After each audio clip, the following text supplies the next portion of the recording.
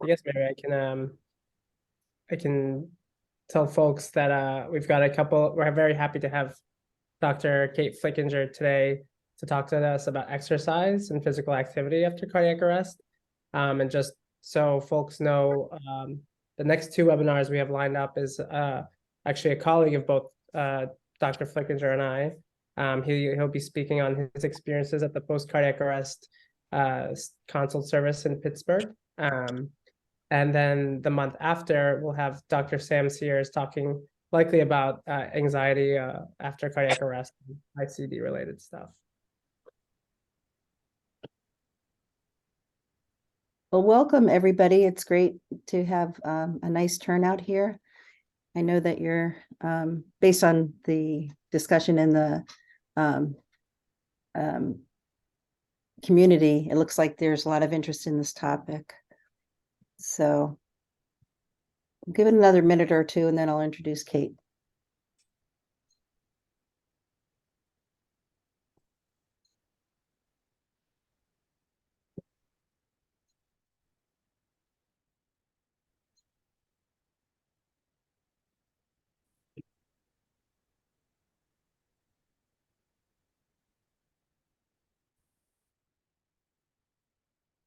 Okay, let's get started.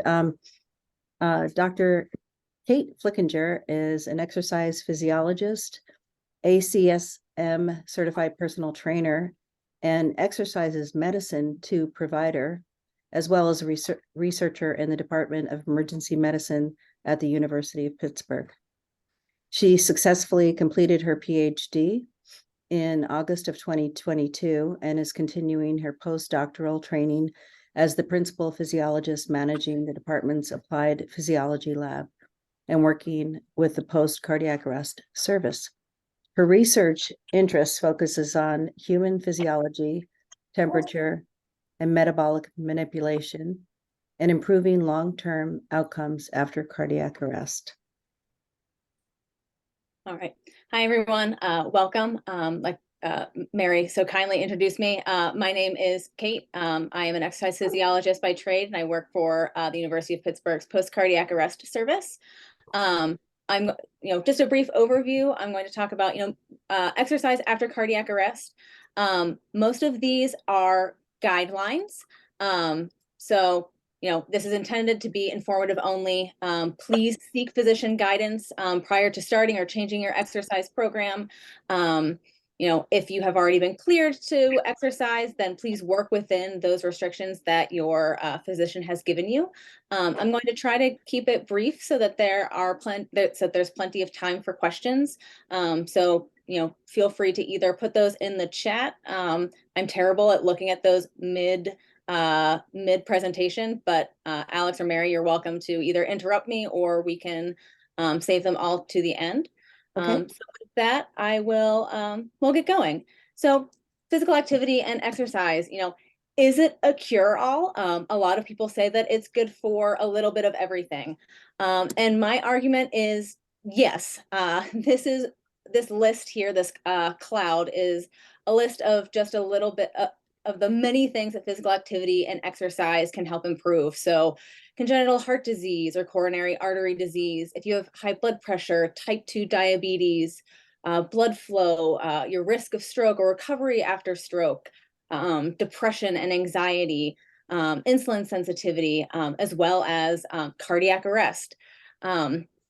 So, the CDC also has a list of, the benefits of physical activity, and they're both immediate and long-term. Immediately, right after doing a bout of exercise, it improves your sleep quality after a bout of exercise. It lowers your anxiety compared to before you took that walk around the block. It reduces your blood pressure. And then long-term, it reduces the risk of developing dementia. That includes Alzheimer's disease, and it reduces your risk of anxiety and depression. It lowers your risk for heart disease and stroke, cancer prevention, healthy weight, balance and coordination. So just your overall health. It's one little thing that you can do to take a little bit of time for yourself, but it has many benefits. And one of the benefits that's also hard to kind of quantify, but we are trying to do is mental health. It reduces feelings of depression and stress and your overall mood. It increases your energy level and well-being.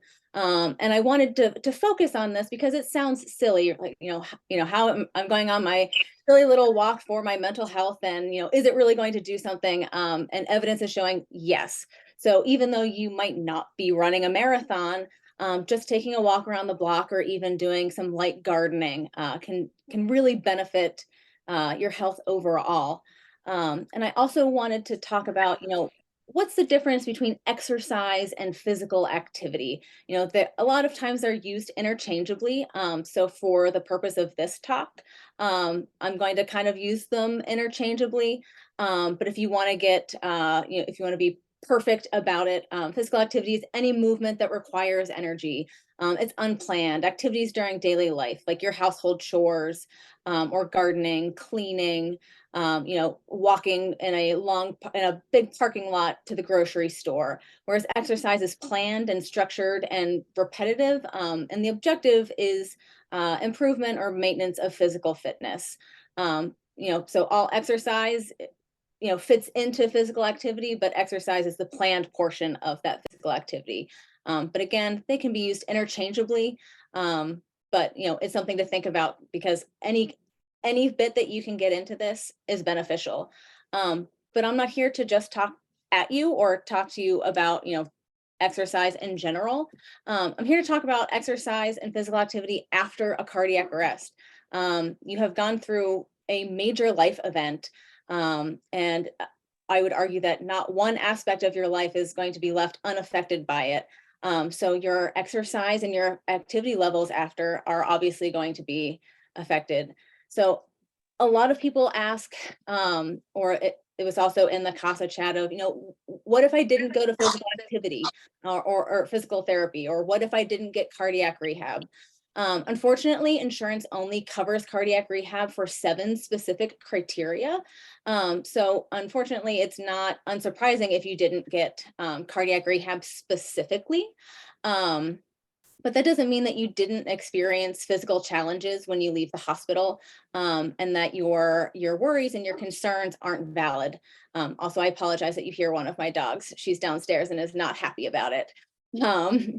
You may have gone to physical therapy or occupational therapy instead of cardiac rehab. For those of you who aren't familiar, cardiac rehab is where you go and you're asked to do physical activity while being monitored with like a Holter monitor that monitors your heart, looking for any side effects. Again, not everyone qualifies for cardiac rehab, and not everyone will be provided rehabilitation services prior to going home. So if you're one of those people, but you're still experiencing pain or mobility issues, trouble showering or going upstairs that you weren't experiencing before, or even if you were referred to these rehab services, but you're still experiencing these symptoms, it doesn't mean that you can't ask your physician if you can qualify for any of these later. It's not, what you were referred to before you go home or nothing. It can be 5 years down the line from your cardiac arrest. And if you say, hey, ever since my cardiac arrest, I still really struggle with, my grip strength. I can't open the jar of peanut butter, or I can't go up the stairs, or I still struggle with showering, which are things that I didn't have trouble with before. Do I qualify for any rehabs? Military veterans can also check for available services at their local VA hospital. Sometimes VAs have other routes for rehabilitation. They might be able to provide you cardiac rehabilitation, even though insurance may not necessarily cover it. Again, chat with your physician, see what options are available. I know that locally, sometimes in our cardiac rehab facilities, as long as their schedule permits, you can come and you can use their facilities as long as it is okay with your physician. You can pay a nominal fee. I also know that certain YMCAs have like a phase 4 or a post cardiac rehab exercise regimen where you can, go and look on the wall, and they have a list of different circuits and exercises that you can do once you've graduated from cardiac rehab. There are also a lot of different exercise classes and training programs that are available there, and a lot of them are free. And I know that at least locally to Pennsylvania, if you're over, I think 65, your membership to the YMCA is free. So that's another thing to consider whenever you're looking into what your options are. And then a lot of people also ask, what if I have an ICD? What if I have an implantable cardioverter defibrillator? Obviously, wait until your follow-up appointment to be cleared by cardiology before you return to physical activity.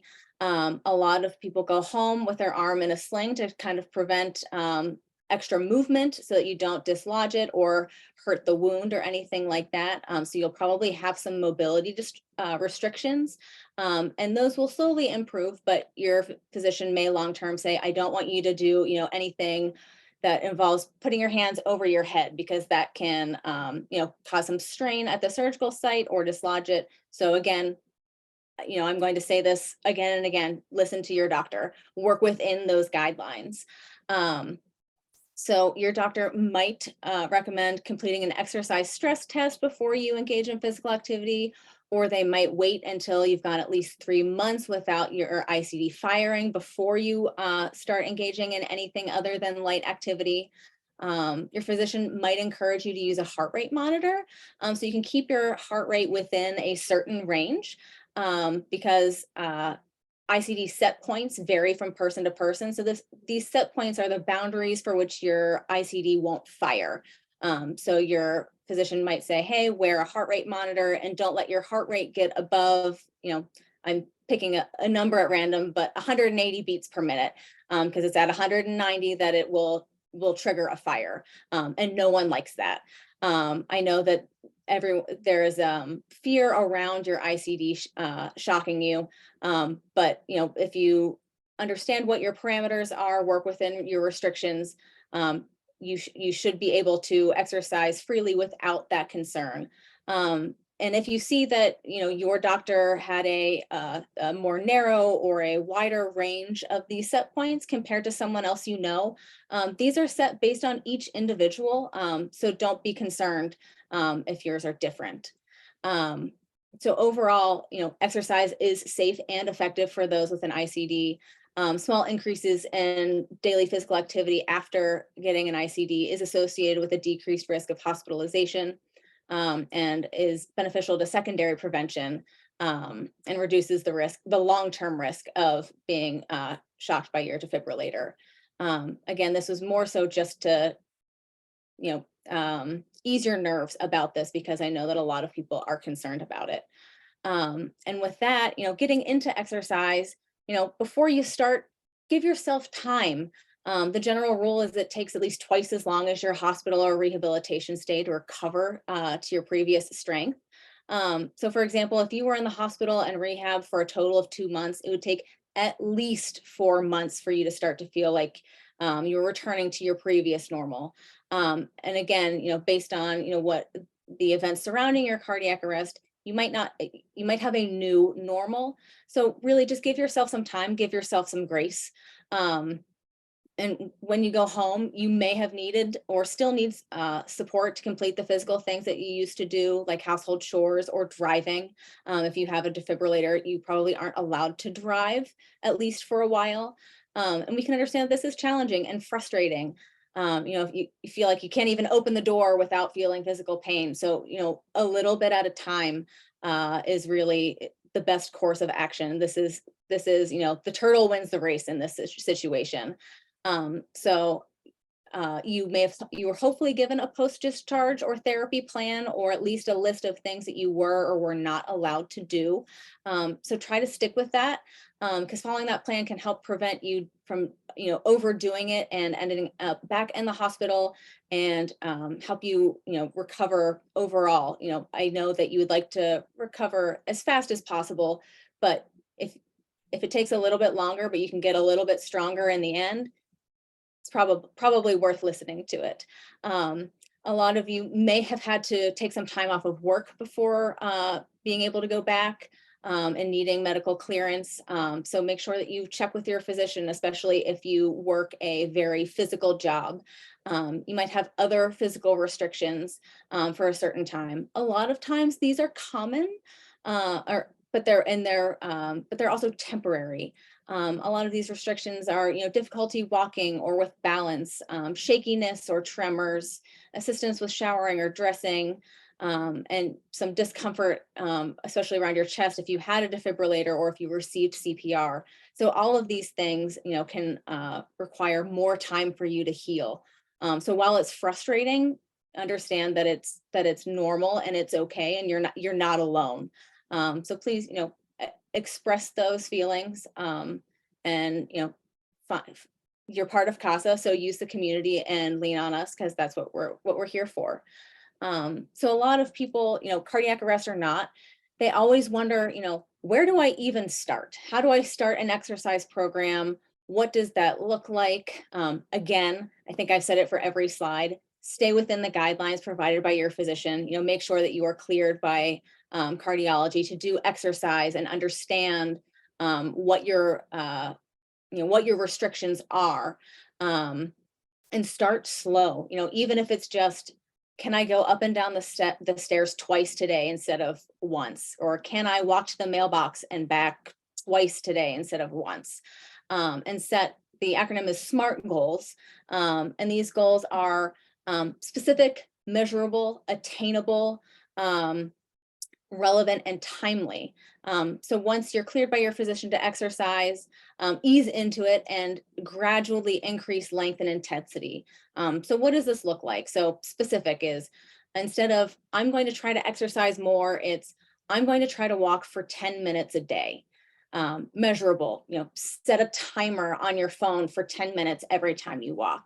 And achievable, make sure that you can achieve your goal, because if you set a goal that you can't accomplish, you're going to get frustrated, and it's going to make you not feel interested in doing it. And that defeats the whole purpose of exercise and physical activity. And so I'm not saying make it, very, very easy, but you want it to be challenging enough that you want to do it, but also not so challenging that you immediately say, I can't do this, and giving up for a week. So rather say you've ran a mile. Don't say, I'm going to run a half marathon in a month. Say, within a month, I want to start being able to run 1.25 miles, something that's achievable. And relevant is also realistic. Again, make sure your goals are within reach.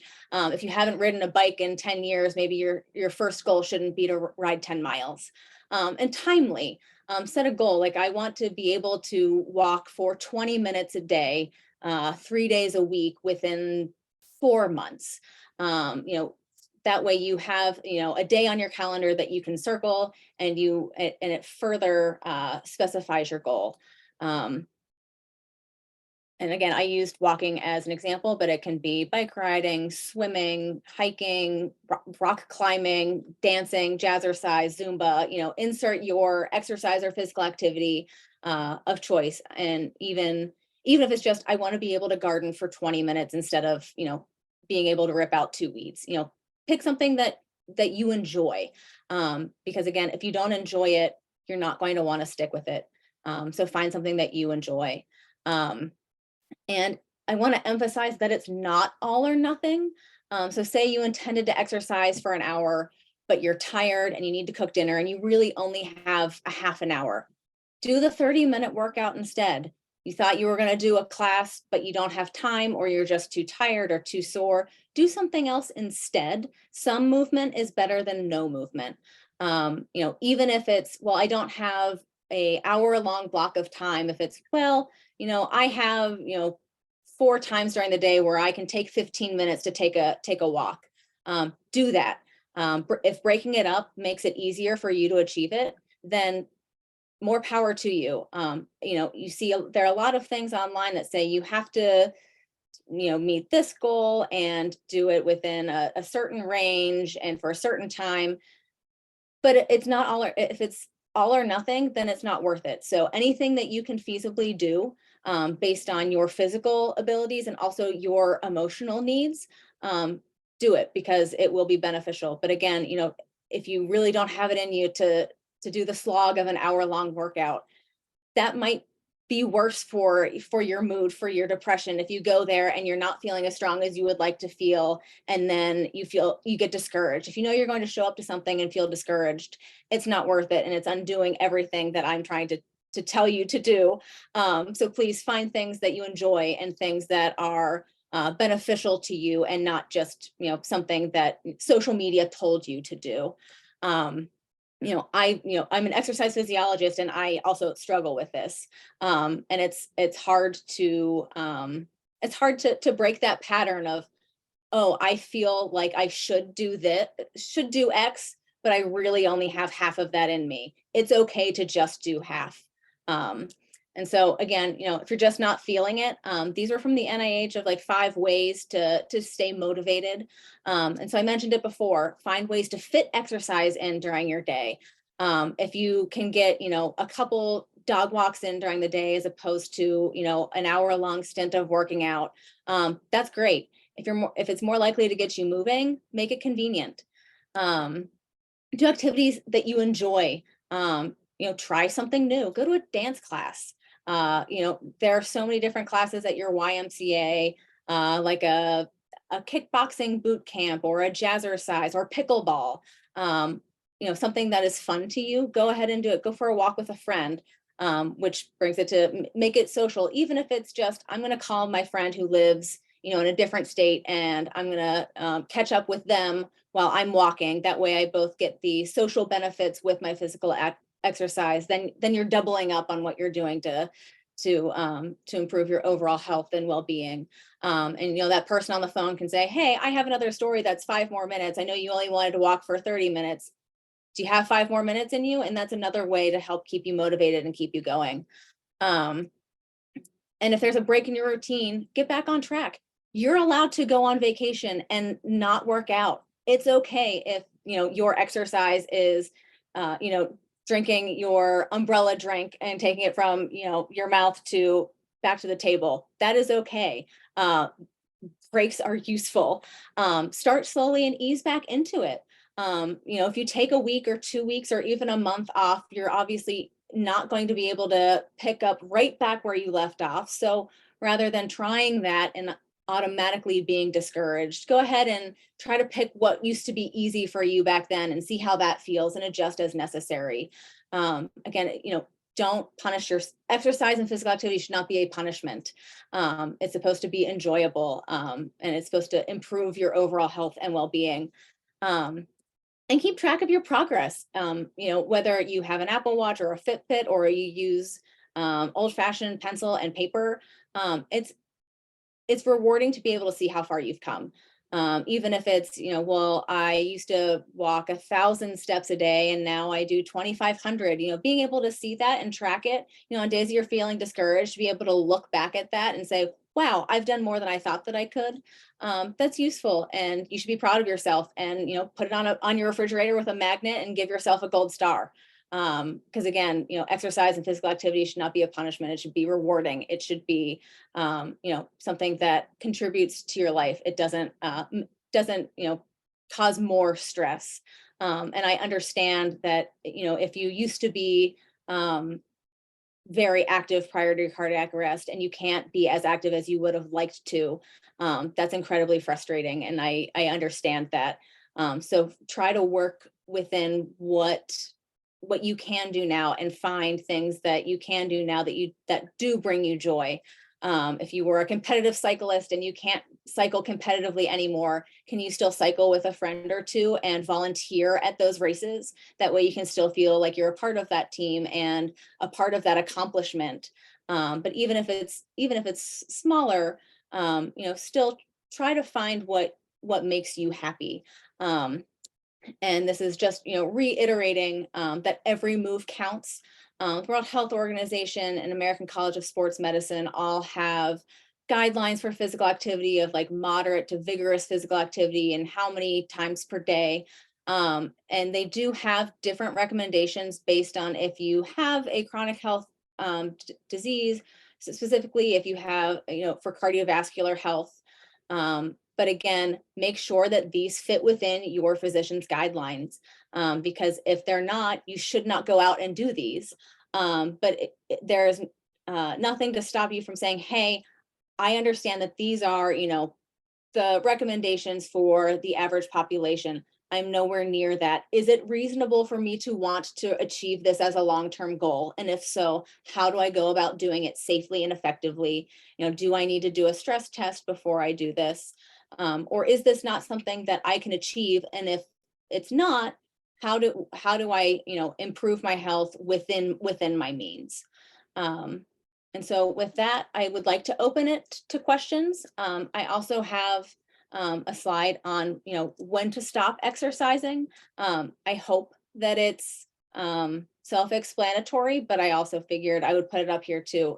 If you're working out and you have chest pain or shortness of breath that's not related to your walk, to the exercise, wheezing or severe leg cramping, if you're feeling confused or lightheaded or having balance issues, feeling severe fatigue, please stop exercising immediately, because those are not normal and you should definitely check with your physician. Because again, exercise and physical activity, it's not to torture you. It's supposed to be fun and engaging, and help, not hurt. So with that, and here I have in the bottom left corner, I have my email. If you have more questions, feel free to email me. Again, I cannot prescribe you exercise because I'm not your physician and I don't know your personal medical history, but I'm happy to carry on the conversation with anyone who would like to. I saw Francesco had a question in the chat. Do you want to talk about that? Yes. So sorry, I will stop my. You have to unmute yourself there.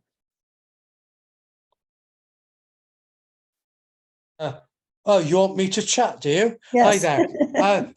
Thanks a lot, Kate. I'm in England, so the cardiac physiologist, neuro, sleep, and respiratory. In the system of things, patients don't ever get to meet them because ultimately the consultant conveys the results, which I'd like to see change because, there's not enough recognition given to the physiologist and the role they play, and for biomedical scientists. Anyway, wow, that last diagram that you showed, 300 minutes, I know about the moderate to vigorous activity, but the one thing that, if you've not experienced yourself a cardiac arrest and maybe any other condition leading up to it or living with it, then the stuff around breathlessness, which I kind of like look at lots of conditions that cause breathlessness, and let's include diabetes, pulmonary fibrosis, it very much depends where people's positions are in terms of what they're able to do. And in England, during COVID, for people with heart failure, in terms of cardiac arrest, we put together online videos for older people with frailty issues that could sit down with their big rubber bands and that and undertake exercises where they were, either shielding or clinically extremely vulnerable. And for some people, that's still the case, although it's unofficial at the moment. So I think this is absolutely brilliant. But I'll tell you what, I've never, ever seen a figure of 300 minutes. I do over 10,000 steps a day because I was also diagnosed with stage 2 New York heart disease, heart failure. And I would honestly say I'm no longer my diagnosis, although I've had 3 previous heart attacks and cardiac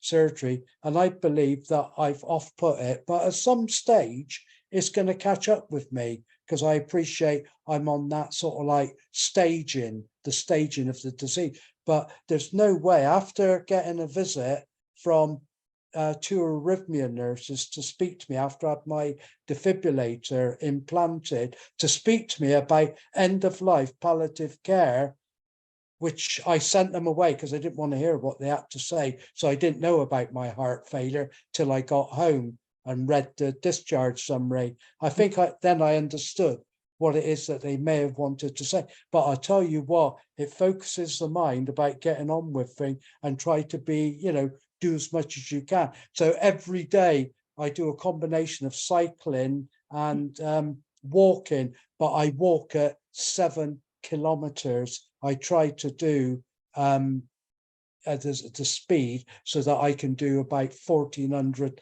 steps every 10 minutes so that I'm over 8,000. But hey, we're all in different, we'll all have these achievements, or some days it may not happen. And I'm sure when the rain starts, I'll get on the treadmill that I got at home. But yeah, thanks for that. That 300 minutes, I don't think I'm going to up it. I'll still do it every day. But I don't know, what's 60 minutes? I actually do more than that, don't I? If I do it every day at about 10,000. You because sure it's do. about an hour and 20. I take that back. I do over that already. I never looked at it as time. I looked at it as the number of steps, and my smartwatch tells me 10,580. So I feel great. And thanks for that. That's really it's good to hear that just maybe I'm doing what I should be doing. And when the time comes that I start getting breathless, then I will be, for me personally, because the jury's out, I will be taking coenzyme Q10 based on the science of it. Although, there is no, graded evidence to say thumbs up or anything to say, no, I don't think so. But everyone to their own. Thank you. Yeah, absolutely. Based on what you shared, it sounds like you're doing all of the right things and then some. So if you do more than 300 minutes per week, that's fantastic. But I also acknowledge that not everyone is able to do that, or some people either they don't have the energy to do it or they don't have the time to do it. And so that 300 minutes can feel daunting. So that's why I tried to explain to people, breaking it up, or, even if you don't have an hour of time, but you have 10 minutes of time, something is better than nothing. And I don't know a whole lot about CoQ10 enzyme as a supplement. I know that it is a supplement, but I have not dived deep into the research on its benefits or anything like that. But if it's okay with your physician, then that's great. Do what you can. And obviously, if you experience these symptoms, better to check with your physician. Now, obviously, if you're running hill sprints, you're going to be winded. So recognize what is abnormal for you and what is, expected for the exercise. And when I was talking about fatigue, again, if you're doing something crazy, it's expected that you feel very severe fatigue. But if you, just say, oh, this is my same walk. I walk for 20 minutes a day and I'm 10 minutes in and suddenly I feel like I've been walking for 4 hours, like I was at Disney World, then that's a problem. And that's something that you need to consider, stopping and resting and following up with your physician. Thank you very much for sharing your story, Francesco. I appreciate it. I think. Steve, do you want to comment about your amazing journey? So I was putting in the chat to Kate, as far as, does Kate ever recommend an upper limit as far as time or intensity that somebody does something? Gotcha. So it depends. It depends on the individual and it depends on what your goals are. I mean, there is such thing as too much exercise. If you exercise too much, actually, your body, it causes what's called oxidative stress. So some of that is beneficial to your body. It helps replenish your muscles. It helps you to recover, but too much can have the opposite effect. But that being said, it's mostly individuals that are endurance athletes or professional athletes that do too much, that do not give their body the optimal time to recover as well. I guess I didn't focus on that, but you also need to allow your body to recover. So if you're just not feeling it one day because yesterday's workout really left you feeling whooped, either just do some light stretching, or take a nice or easy walk, or, in some cases, a nap is exercise. But for a generally healthy individual,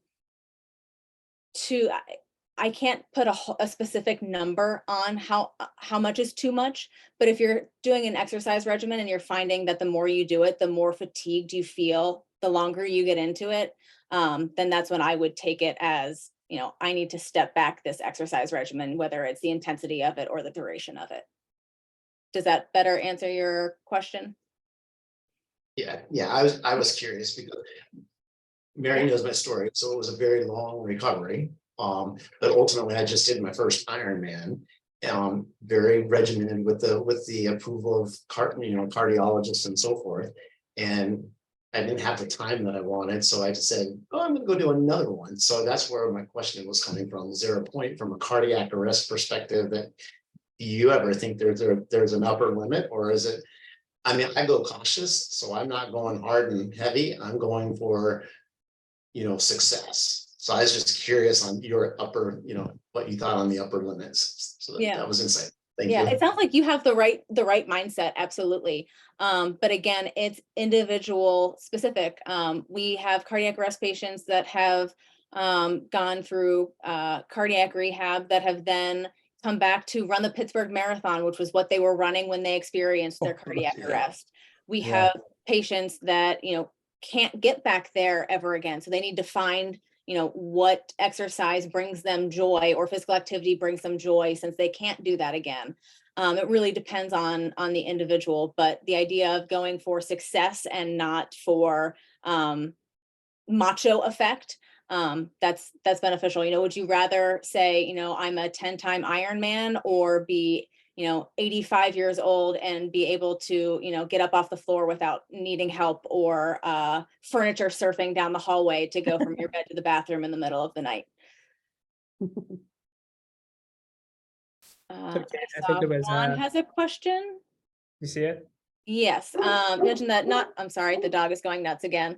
That not everyone gets cardiac rehab from insurance. Are there guidelines, routines, any material that can help a person do a DIY cardiac rehab? And is it recommended? Again, I'm gonna have to say that it is patient specific if it is recommended. There's no harm in asking your physician. And there are other ways. So there was a slide that I had for what if you didn't get cardiac rehab. First, it doesn't hurt to ask your physician. If you don't ask, the answer is automatically no.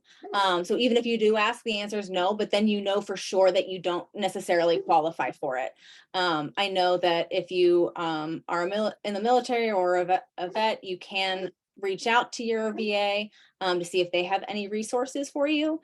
And again, I know that some YMCAs have like a graduated cardiac rehab program at their facility. So you can look at that.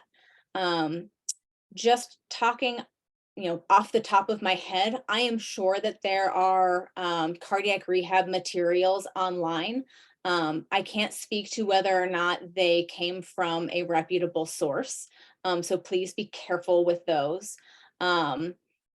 If there's something that's put out by American Heart or something like that, I'm sure that they are at least evidence-based, but again, that doesn't mean that it's right for you specifically. So if you're really struggling and you want to start engaging in more physical activity and you couldn't get cardiac rehab, I think your best option is to, either go see your physician or have a conversation with your physician and say, hey, I understand that I didn't qualify for cardiac rehab. However, I know that there are benefits to it. I think that I might be able to benefit from it. Are there any other alternatives that I can go to that can give me some of those same exercises? Certain physical therapy offices are now reframing their idea around physical therapy, and it's not just sticking a heat pad on your knee and some electrical stim electrodes on you and putting you on the bike for 5 minutes. A lot of them are starting to engage in more functional exercises. They're starting to incorporate more cardiovascular workouts. So they may be able to provide you with stuff that you can do from home. You just have a one-time meeting with this physical therapist, or a lot of insurances have a I'm blanking on the term, but you don't need a referral to go access a physical therapist. And you can say, hey, I had a cardiac arrest. I understand that my cardiovascular fitness is weak, but I'm also experiencing some mobility issues. And by going to the physical therapist to treat those mobility issues, you're also going to in turn improve your cardiovascular fitness. Again, especially at one of these physical therapy facilities that does focus on not just the injury, but overall prevention and overall function. So that's also a good route. Francesco, I saw that you put a link in there. Do you want to tell us what that is briefly? You're on mute.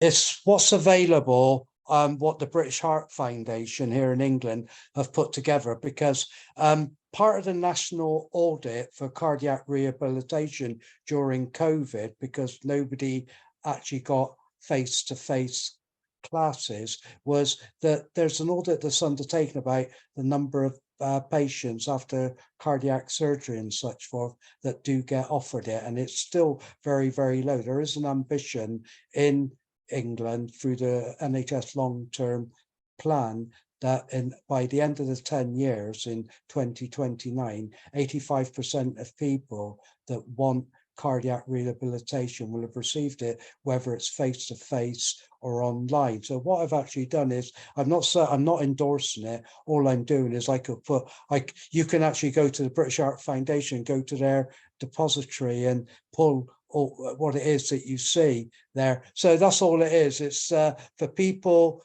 that, because of issues around frailty, not wanting to mix with other people, but this was more so during COVID because of the 3 national lockdowns that we had in England. So a lot of it was put together, and now they've started doing cardiac rehabilitation for the 1 million or so people diagnosed with heart failure. So, you know, it's, although they may have not had any surgery, the fact is that they can, you know, increase their capacity for exercise if they do experience, and obviously not at stage 4 or stage 3, to increase exercise to look at optimum well-being. Because when you look at what matters to patients in terms of health-related quality of life outcome, it's about what are the best intervention and treatment available to be able to manage my condition. And it doesn't matter what condition it is, A to Z. With the Jane Lind Alliance priority setting partnership, which I've sat on 3, each, you know, is worded similar, but it all amounts to the same thing. Nobody wants chronic pain, and they don't want to end up taking strong analgesic. If they can use nature as a means, you know, doing Tai Chi or doing paddle boarding, you know, and that's what some people do. And it's good to have a community where you can talk amongst yourselves and see what other people are doing as a means of maybe, you know, taking your statins because of your high blood pressure, but getting muscular cramps and discomfort, which depletes certain naturally occurring antioxidants in like coenzyme Q10. So there's a lot involved. So I look at everything that I can, because I'm going to be hanging around for a long time. I'm not going anywhere soon. Cheers. Yes, cheers. Thank you, Francesco. Yes, we need you to stick around for a while because we need your input on these calls and we appreciate it. Thank you for sharing that with us. So yeah, if you did not get cardiac rehab, take a look at this link. Again, I can't make a blanket statement to recommend it for everyone. Make sure that it's within the guidelines of your physician. Kathy asked how many people on this call did cardiac rehab. while people are answering in the chat, my personal opinion, this doesn't stand for CASA or for the University of Pittsburgh where I work. My opinion is that, cardiac rehab is for, rehabilitation for the heart. If you had a cardiac arrest, your heart, which is a muscle, literally stopped. I think that blanket anyone who had a cardiac arrest, regardless of etiology, should qualify for cardiac rehab. Some people may go and they may automatically graduate out of it, in which case that's great, but that resource needs to be available to them. Anyone who tears their ACL, whether they were 16 playing soccer or they're 70 and they were getting up from gardening, they still qualify for rehab for that ACL repair.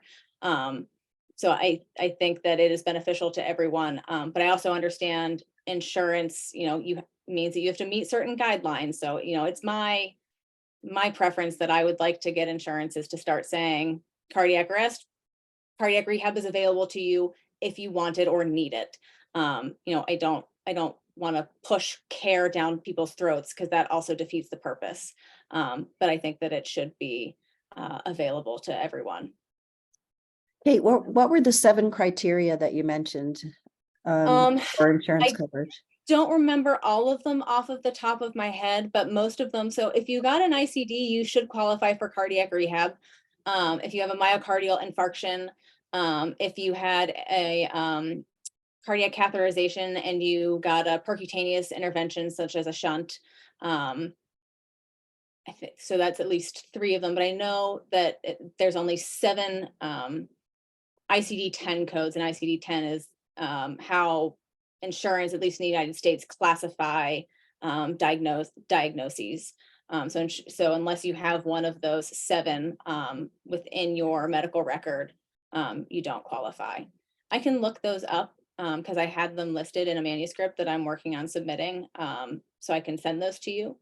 But I think an ICD should get you cardiac rehab. It may have been lost in your paperwork because they may have thought, oh, well, they're, spry and generally healthy. They don't really need it, but we'll just slide this into, the Harry Potter book thick stack of papers for you.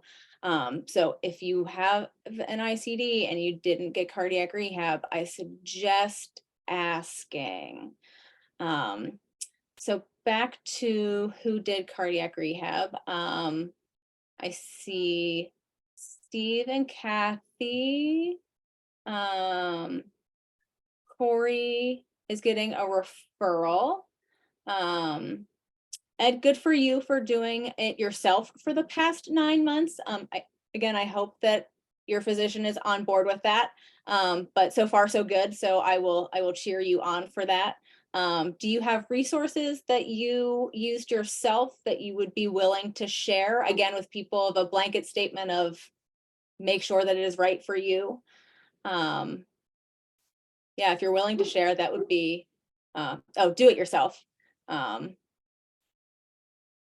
if you have any videos or resources, let us know. Juan did not do cardiac rehab. Juan, did you do any other rehab? Well, pretty much like working on the house, painting, and doing house chores. Pretty much has been my cardiac rehab. I've been pretty much stuck on the exercising part. Right, the doctor didn't allow me for some time. During the last meeting with him, he told me that I can go back to my exercise routine. Just obviously, as you mentioned, take it easy. Be careful.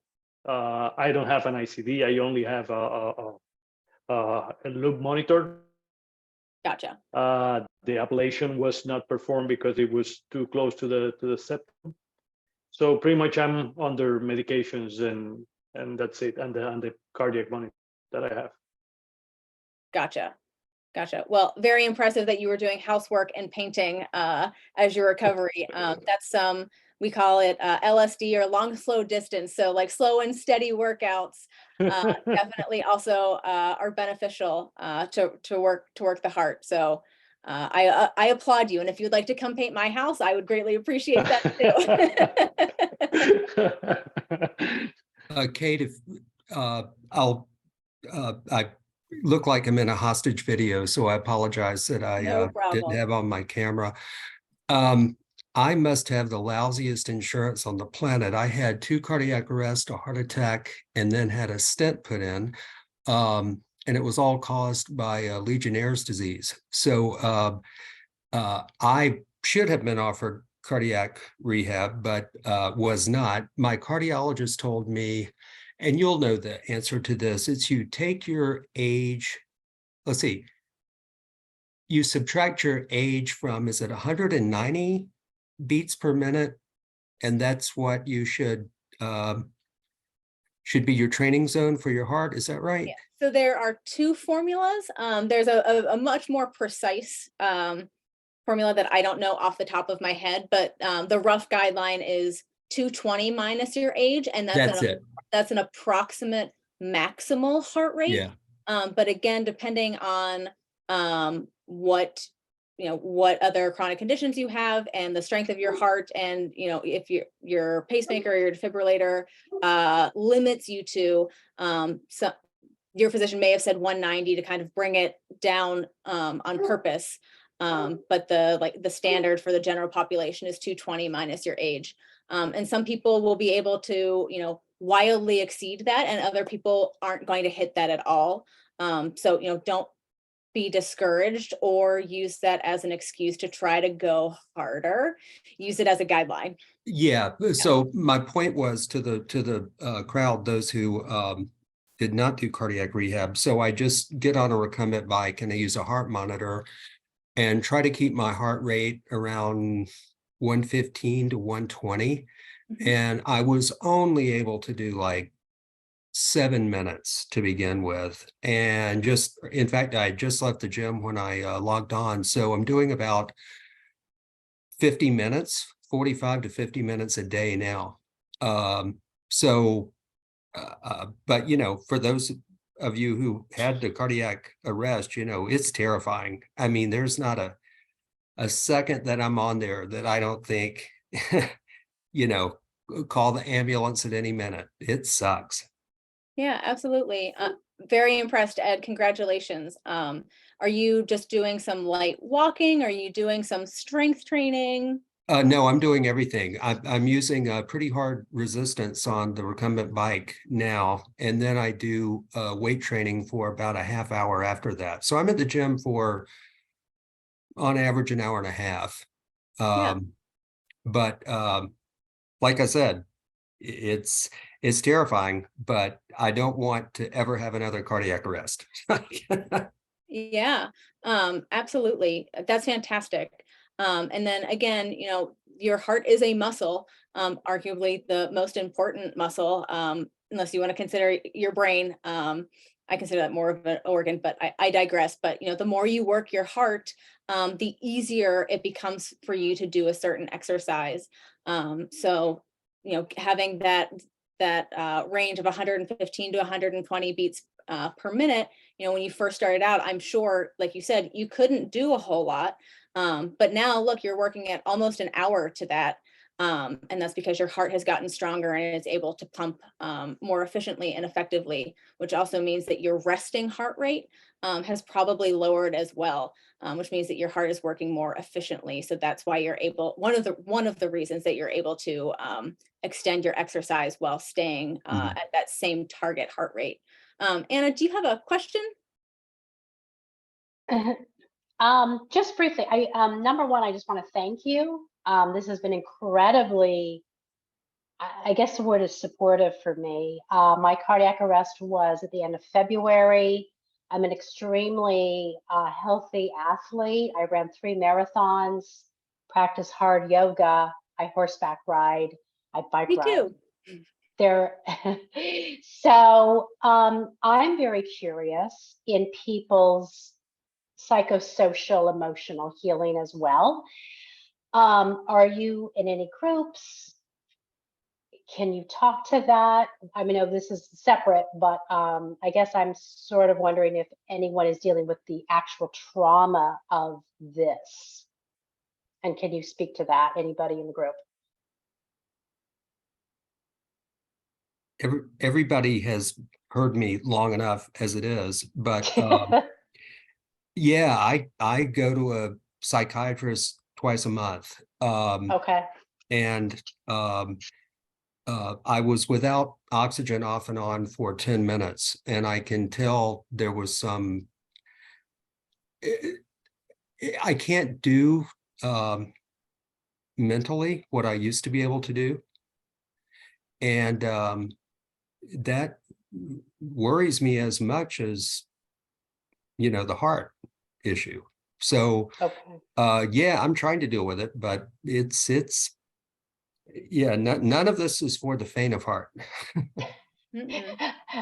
Thank you, Ed. I'd be very interested in talking to other people about this one issue, because I haven't myself, but I know that getting back on the track is anxiety ridden for me. I do have the ICD.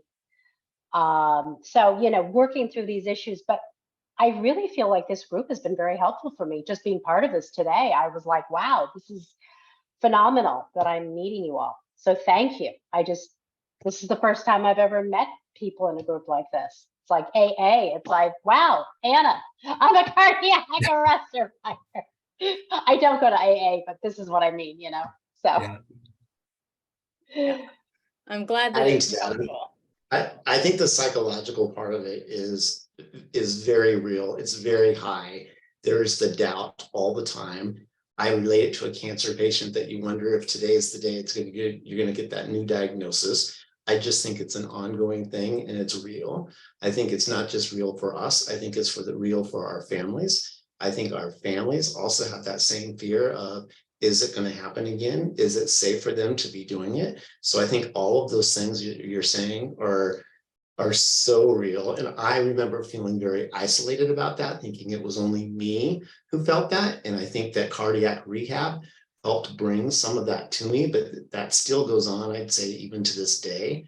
And as far as getting back into exercise, I think it was 2 years out before I even thought about doing like a 5K.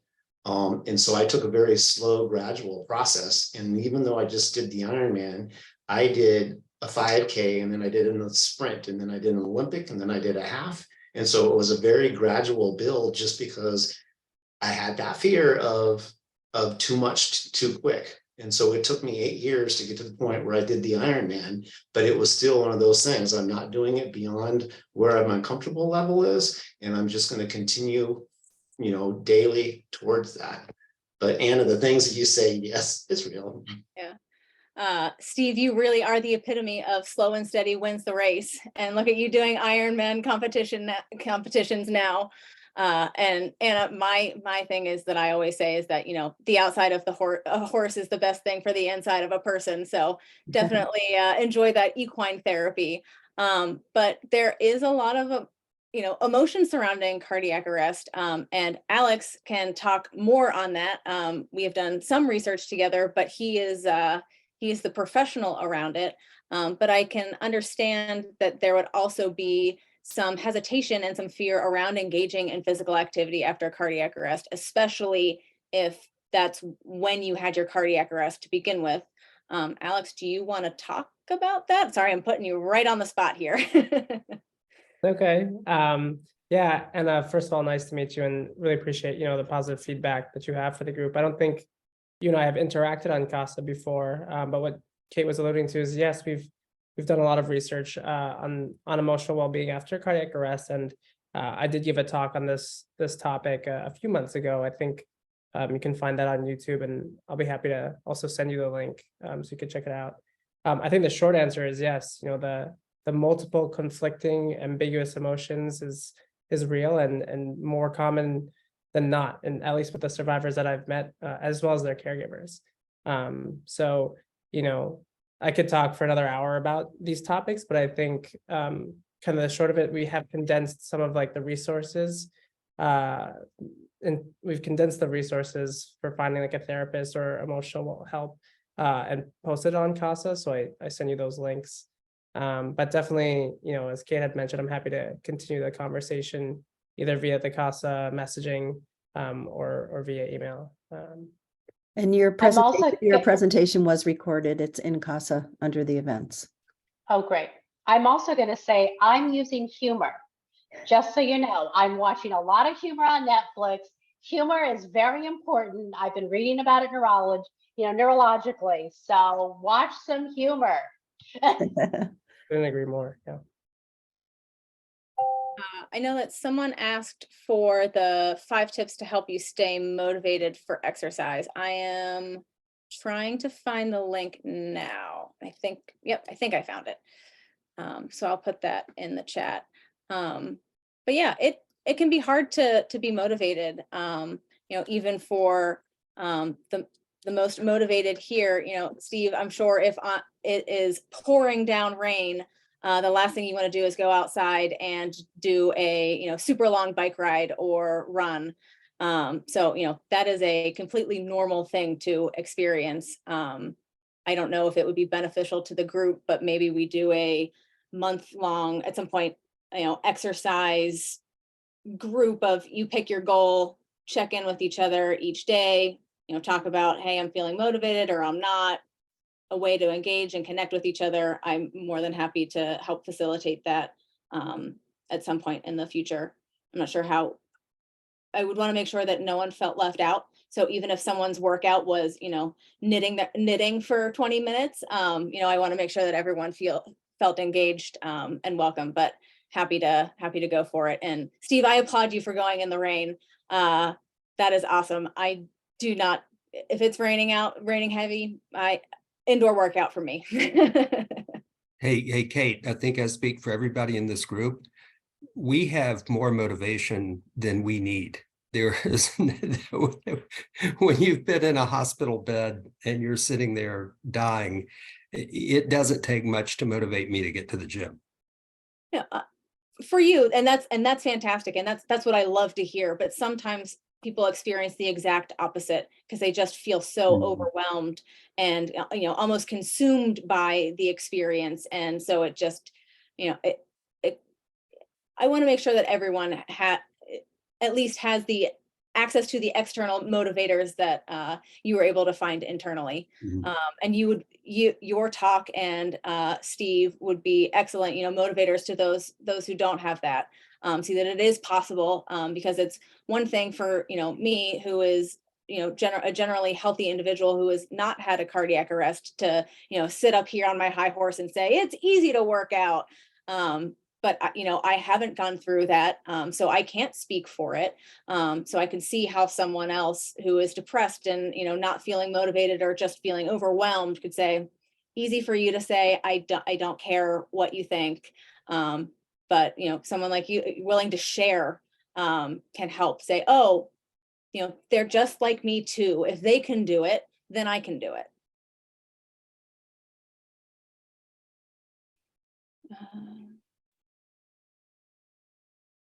Jamie said, feeling the rain just makes me feel grateful to still be around to feel again. That is very true. That's very true. Yeah. If I may step in and make a comment. I was speaking to a good friend of mine after many years, and I was explaining to him all the things that I had experienced, the lack of motivation, the fear, the feeling of why me, or is there light at the end of the tunnel and all that. And he listened intently to me, and he simply said to me, he says, I feel I can't sympathize with you, nor can I empathize with you, because honestly speaking, I cannot experience what you've described. He says, but what if you could somehow simply accept that you have all these feelings, motivate yourself to go through every day positively, and if and when something happens, it will happen. Don't let that hold you back. And slowly, I've been I haven't fully subscribed to it, but it seems to have won me a lot more of a positive attitude in overcoming those days, the symptoms, the times when you really want to throw in the towel, and I just feel I'm having fewer and fewer situations where I am not really reverting back to my helpless self. I don't know how it will help any of you, but it was something that, when he told me about it, first I kind of thought, oh yeah, he's just brushing it off. But honestly speaking, when I thought about it, it made so much sense. There is very little you and I can do about what it is we're experiencing for whatever reason, whether it's the right thing, whether there is something we can conceivably do, whatever, But then once I started getting into that positive frame of mind and said, if it's going to happen, it's going to happen. There's nothing we can really do about it. So why not just go and do what it is we need to be doing, what we want to do, and get on with it? Yeah, that is quite the perspective shift, and it seems like it's been a little bit at a time for you as well, Raj. And thank you for sharing. I grew up with my granny always saying, why worry about something if you can't change it? It's just going to make it worse. So, your situation is your situation. So, why not at least try to, optimize what you can give, given your circumstances. And I appreciate you sharing that. And I'm sure that hearing that at first felt very shocking and kind of disappointing. But I'm impressed that you were able to shift it and take it and make it, what drove you to start to shift your perspective. So that's incredible.